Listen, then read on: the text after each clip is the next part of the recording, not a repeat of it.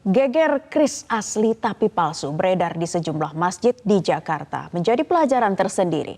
Upaya digitalisasi pembayaran yang memudahkan tiap orang yang akan bersedekah dan beramal menjadi kekhawatiran tersendiri di masyarakat. Lalu bagaimana kronologinya dan apa respon dari Bank Indonesia atas peristiwa ini? Berikut rangkuman data dan faktanya yang akan diulas bersama dengan rekan Jessica Wulandari. Jessica, silakan. Baik, terima kasih Naila. Ya, pemirsa, memang tidak hanya pahala saja yang meningkat selama bulan Ramadan. Kejahatan penipuan juga meningkat selama bulan Ramadan. Baru-baru ini tengah viral seorang pria berpakaian rapih yang melakukan penipuan modus baru, yaitu dengan menempel kris pribadi di kotak amal masjid. Kita simak rekaman CCTV berikut ini bagaimana pria tersebut melakukan penipuan tersebut. Dalam video memperlihatkan seorang pria dengan kemeja biru dan celana panjang mendekati kotak amal. Ia juga membawa stiker. Kemudian pria tersebut menempelkan stiker ke kotak amal. Dari informasi yang kami terima, stiker tersebut berisi kode kris milik pelaku penipuan. Dan kejadian ini terjadi di Masjid Nurul Iman di Blok M Square, Jakarta Selatan. Kemudian yang kedua, ini ternyata tidak hanya terjadi di Masjid Nurul Iman Blok M Square Jakarta Selatan saja pemirsa. Pelaku juga melancarkan aksinya di Masjid Raya Pondok Indah. Dalam video, ia menempelkan kode kris pribadinya, sama seperti yang terjadi pada Masjid Nurul Iman di Blok M Jakarta Selatan. Dan ternyata tidak sampai sini saja pemirsa. Selanjutnya kita akan melihat bagaimana Masjid Istiqlal Jakarta Pusat ini juga menjadi sasarannya. Yang mana pelaku merekam CCTV, maksud kami pelaku ini terekam dari CCTV Masjid Istiqlal.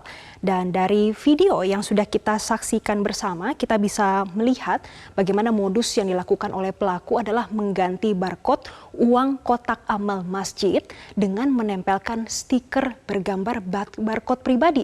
Sehingga uang yang disedekahkan oleh jemaah ini justru tidak masuk ke rekening masjid dan justru masuk ke rekening penipu. Dan pemirsa, dengan adanya aksi dari para pelaku, maksud kami pelaku tadi, ini juga mendapatkan respon dari pengurus masjid. Dan kita akan lihat bersama bagaimana Masjid Nurul Iman Blok M Square ini merespon adanya kejadian tadi.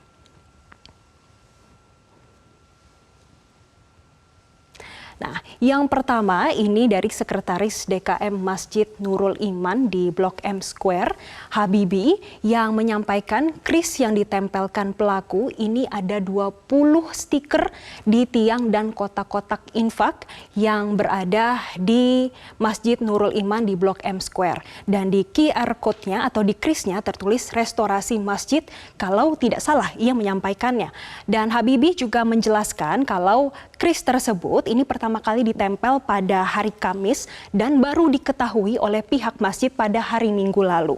Yang mana Habibi pun dan juga para pengurus dari Masjid Nurul Iman langsung melepas stiker tersebut.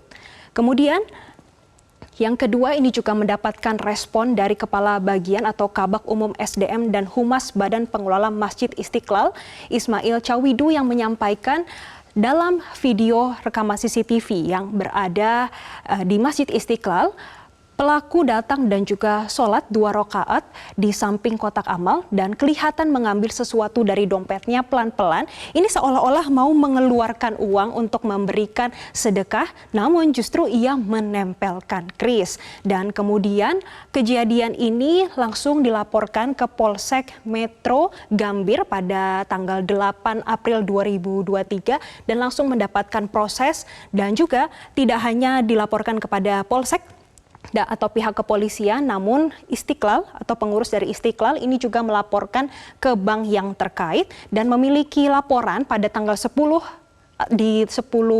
April 2023 kalau pada hari Senin lalu ini ternyata ada 50 stiker yang sudah ditempelkan. Namun pemirsa, proses tersebut juga adanya proses pelaporan tersebut langsung ditindaki lanjuti oleh kepolisian, dan pada hari Selasa kemarin tanggal 11 April 2023 Iman Mahlil ini dijadikan tersangka karena pelaku telah menempelkan stiker kris palsu ternyata di 38 titik, dan ini disampaikan langsung oleh Polda Metro Jaya. Di mana saja 38 titik tersebut kita lihat bersama. Yang pertama, pada tanggal 1 April 2023 ada di beberapa lokasi, ada di Pondok Indah, Majestic, Radio Dalam, Panglima Polim, dan juga Bulungan.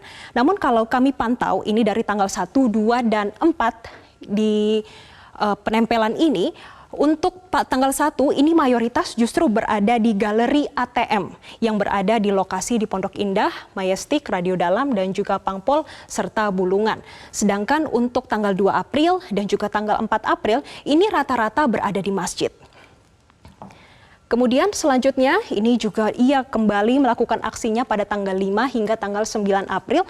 Ini sama seperti tanggal 4 lalu, yang mana pelaku ini menempelkan stiker kris pribadinya ini di rata-rata di masjid, terutama di Tanah Kusir, Bintaro Sektor 9, Senayan, untuk tanggal 6 April di Kalibata, tanggal 7 di Istiqlal, dan tanggal 9 ini tidak hanya di Jakarta saja, namun sampai di Bandara Soekarno-Hatta, terutama di Terminal 2 dan juga Terminal 3.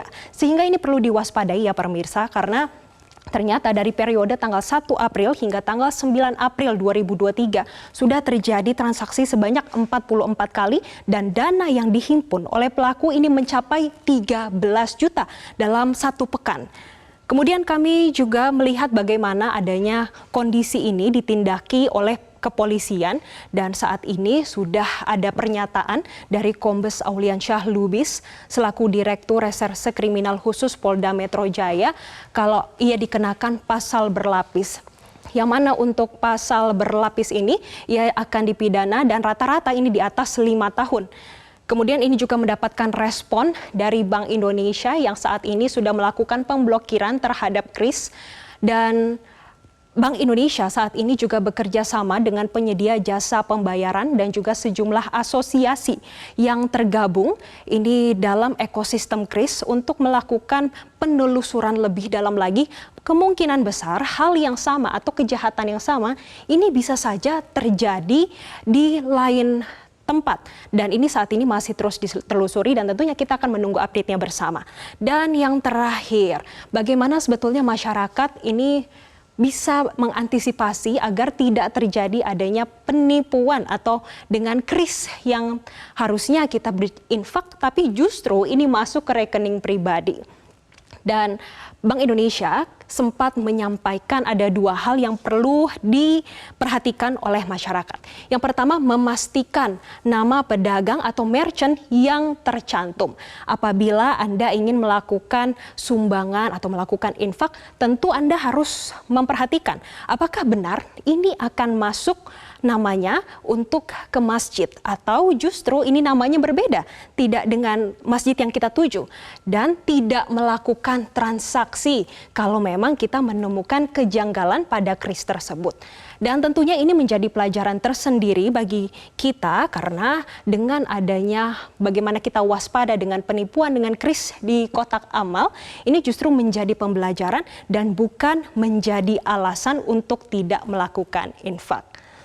Dan kini juga menjadi pertanyaan, bagaimana sih sebetulnya cara tersangka memperoleh kris tersebut? Apakah uang yang dihimpun tersangka akan kembali ke jemaah?